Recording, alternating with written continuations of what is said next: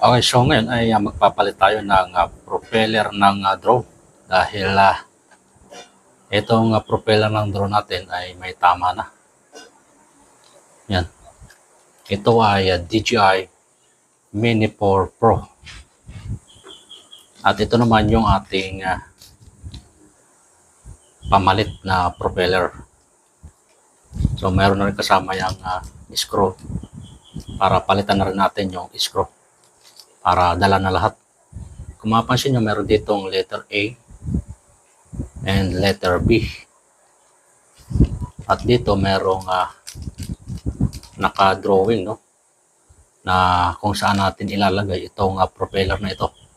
Dito ay meron naka palatandaan na itong propeller na ito ay dito natin ilalagay sa parte ng arm ng drone. So, ibig sabihin, itong letter A ay dito natin ilalagay. Yan. Or dito sa kabila. Yan. Pwede yan. Itong dalawang piraso to, itong letter A, pwede nyo ilagay yan, maalin dito sa dalawa. Kung ito ilagay nyo dito lang. Kung itong papalitan nyo, ito lang, pwede yan.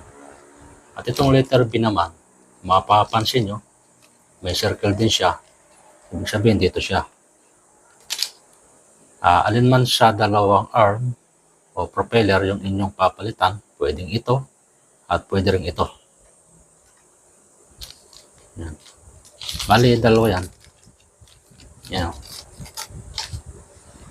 Pag lahat yung papalitan, letter B dito, tapos kunin nyo yung letter B rin dito nyo naman ilagay.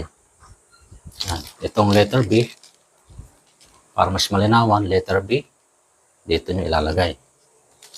Letter A, dito nyo ilalagay. Okay. Ito yung ating screwdriver. Dahil ito yung ating papalitan. Yan. Tignan natin.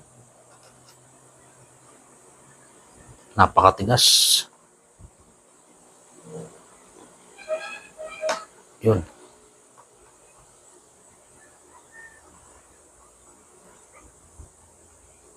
Okay. Hop.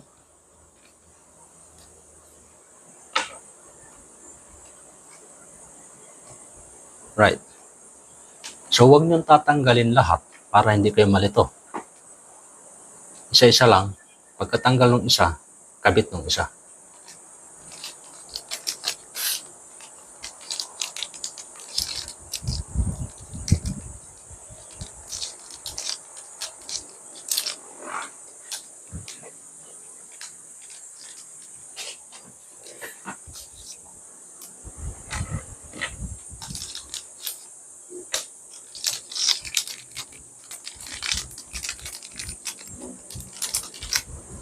Scroll.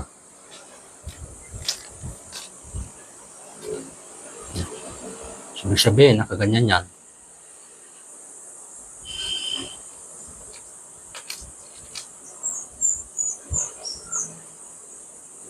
Mali pala, no. Hindi pala ito yung ating nabuksan. Letter B dapat pala. Sorry.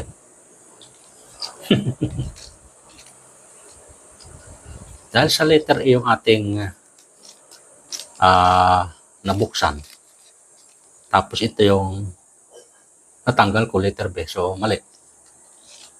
Dapat, letter A dito siya. Ito na yung ating tatanggalin. Para hindi na tayo magkalas.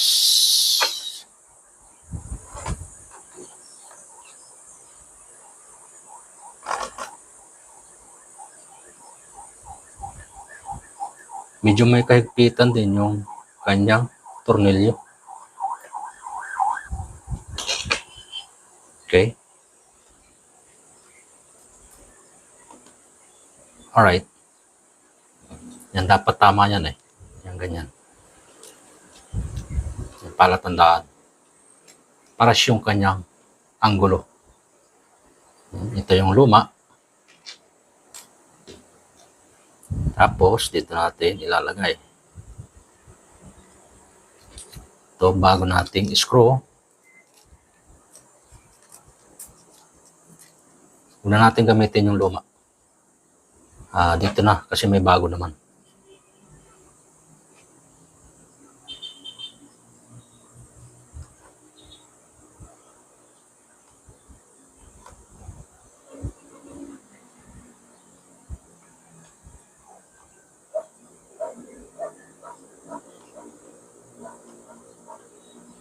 Mahigpit.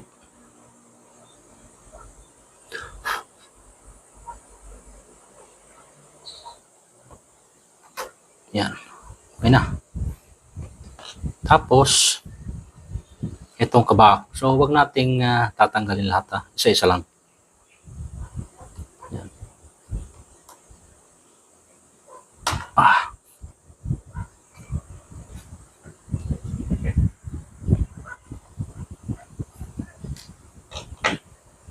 Okay. Right? Tingnan nyo naman, may tama na. Pero pwede pa yan. Kaya lang ay mas sigurado na yung palitan na natin ng bago. Kasi may bago naman. Mas mura ang propeller kaysa sa drone.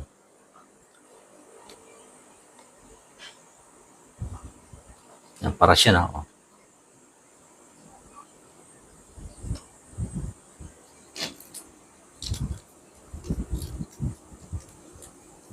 May pasobra ng isa. Bali, 3 screw yung naka-libre o naka-extra.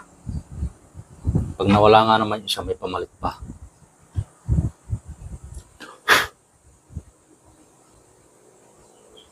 Medyo mahigpit siya. Akala mo hindi kakasya yung tornilyo kasi masikip. Pero okay lang, ituloy-tuloy nyo lang. Umiikot naman. Yan. Tapos tamang higpit. Yung alam nyo hindi na umiikot, okay na yun.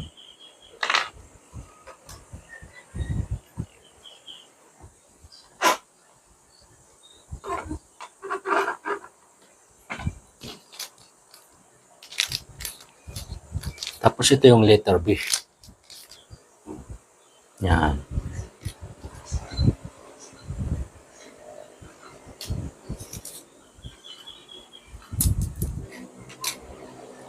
Parang tayo malito, ito ay ilagay na natin dito sa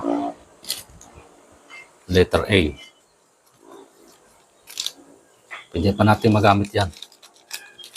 Talagang kinakailangan. Ito naman yung letter B.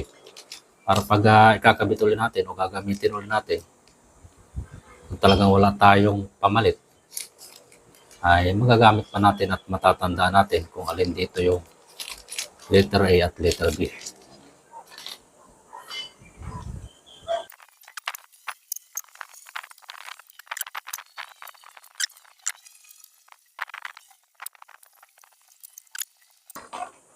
Alright. So, ito na lang dalawa, hindi ko para mapalitan. Letter A, saan natin ilalagay? Dito. Kasi yun yung may palatandaan. Itong letter B, dito. Yan. Okay.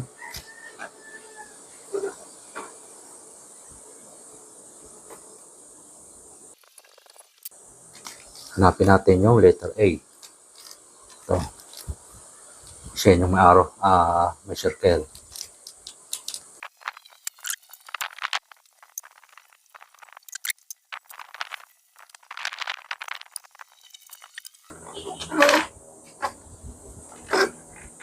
Kasi itong isa, letter B.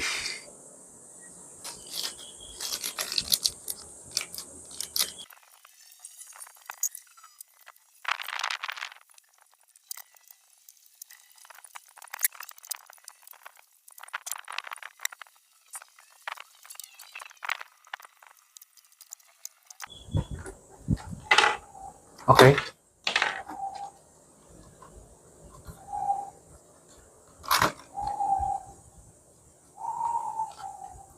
Yan, at napalitan na natin lahat.